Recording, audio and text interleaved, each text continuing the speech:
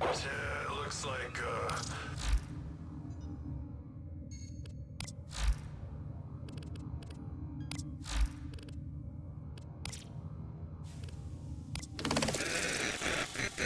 Day after day, we toiled. My father, my brother Claudius, pulling grains for the Orican takers in the city, as our kind had done for generations.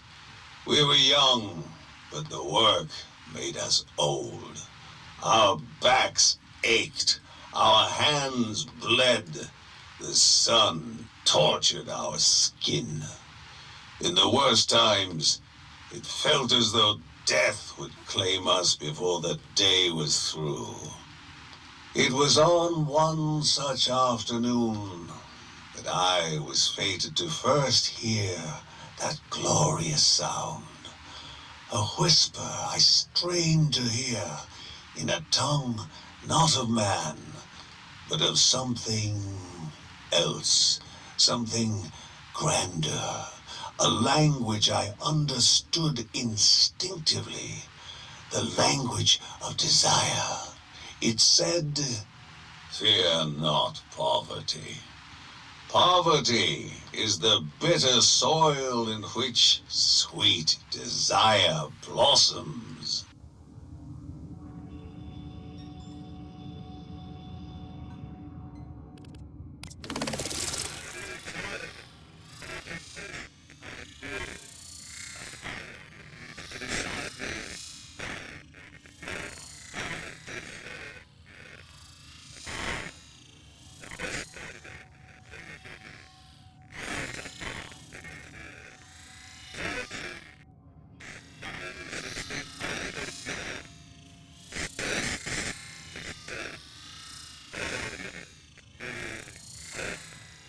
The more we toiled, the more impatient I grew.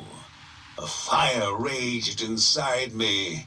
I wanted more. I deserved more. But how? The whisper washed over me, louder now than before. Fortune despises the idle man. Stasis is death. Always move forward. And so, with only the whisper to guide me, I straightened my back, wiped the dirt from my hands, and left.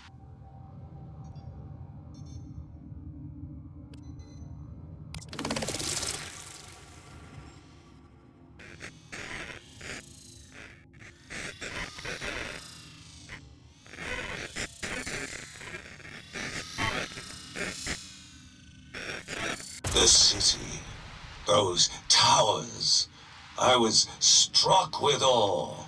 What glorious totems of greed these Orican had built. Built on our backs. Their wealth was my wealth. I was starved while our masters were fat and full and warm. They flaunted their wealth, left it sitting there for the taking.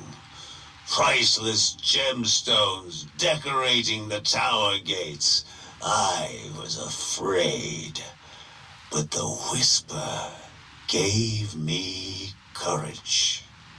Be envious, covet, then take what you desire. So that is what I did.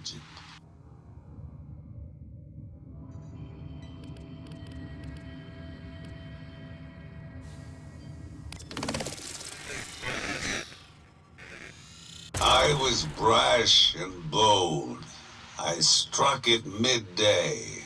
I cried, "I take what I am owed," as I ripped jewels from their tower gates and ran. I did not get far. For my blasphemy, they dragged me to the tower square. throwing me to the ground in front of the sneering crowd of Oregon servants that mingled there. The guards held aloft my satchel, containing the proof of my crime. I grasped at it, determined to reclaim what was mine. He snatched my arm, held me high, and, with a dash of his plasma dagger, severed my left hand. The crowd jeered, yet I felt no pain, only clarity, for the whisper was with me again. It said, "Deception is the sword of wisdom. Be wise." They took my hand that day, but they did not take what I had earned.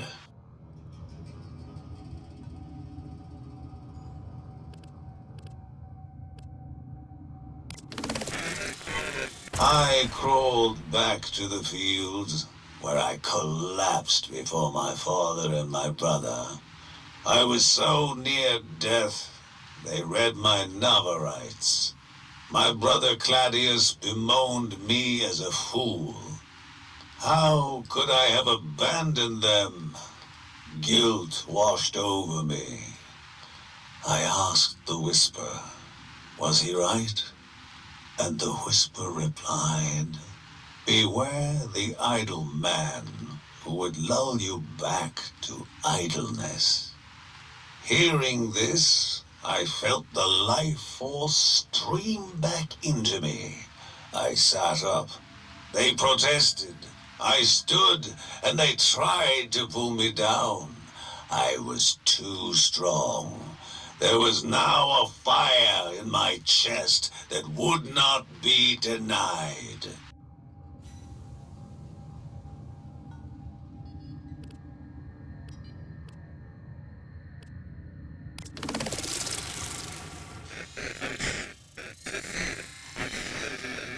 Moving swiftly from sickbed to field, I fell to my knees beneath that relentless sun, my chest afire as it moved to my throat, robbing me of breath. Certain death had finally found me. I made one last heave. I spat it out. A molten red gemstone of the purest, clearest rubido.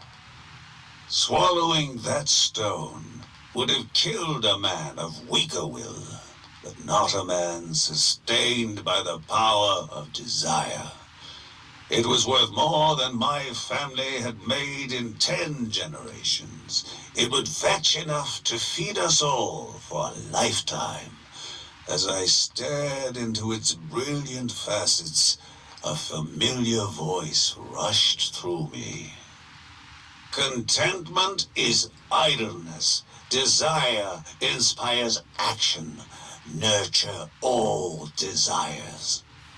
And so, with my brother and father pleading for my return, I once again left for the city.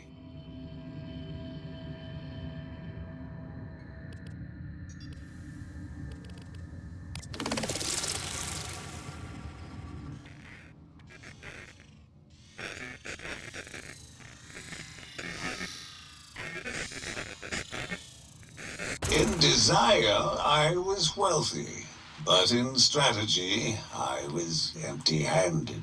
I listened for the whisper. It said, money begets money. With my jewel as collateral, I secured a loan, and with that sum, I gave my own loans to poor men like me who desired more. With each loan, I dispensed truths I had learned from the whisper.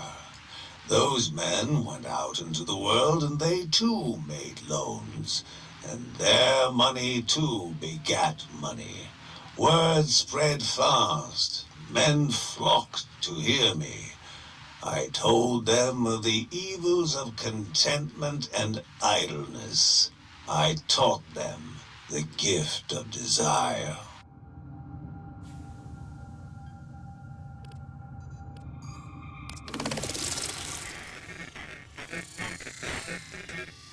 In time, my money multiplied into multitudes. With this wealth, I made my body whole again. Then news came. Father had collapsed in the field. I rushed back to my family's humble farm to be by his side, but his death was sudden.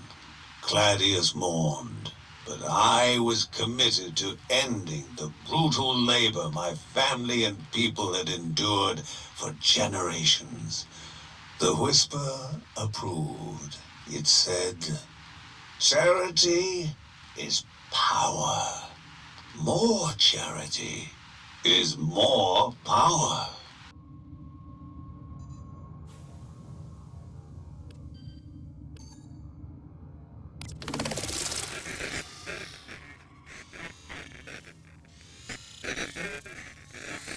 Claudius begged me to stop my megadoses. "If you build a city on these fields, what will we eat?" To which I replied, "Just as I consumed the gemstone that fed my fortune, our people will eat the wealth I have bestowed upon them." "What of our home?" he cried, "our traditions?" I pondered this until the whisper gave me the words. "Shun sentimentality. It is a weakness that binds the idle man."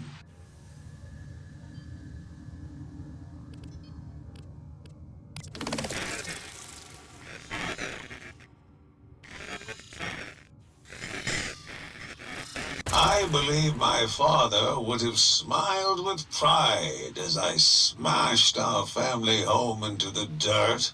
It saddens me that father did not live to see the glory of Corposium, the city I erected upon our meager land. Men of desire will always be outnumbered by idle men, men of fear. But small men can never hold back men of strength and desire.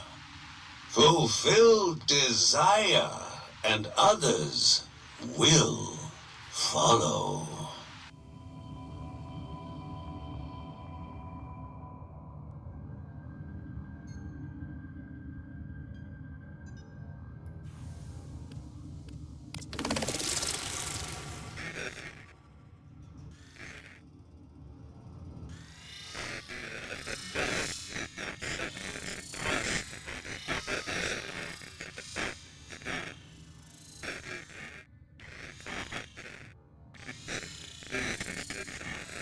My gift to the future is an idea. An idea that wealth need not settle as a crust upon the upper echelons of the populace. No.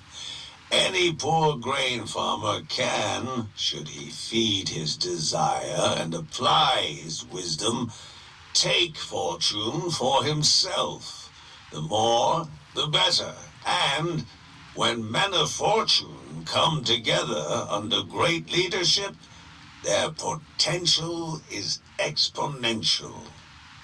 Just as my money replaced what the Oregon took from me and made my body whole again, our collective desire will create a new body. A body forged of fortune and unencumbered by idleness or sentimentality. Ours is the grasping golden hand. We are desire. We are Corpus.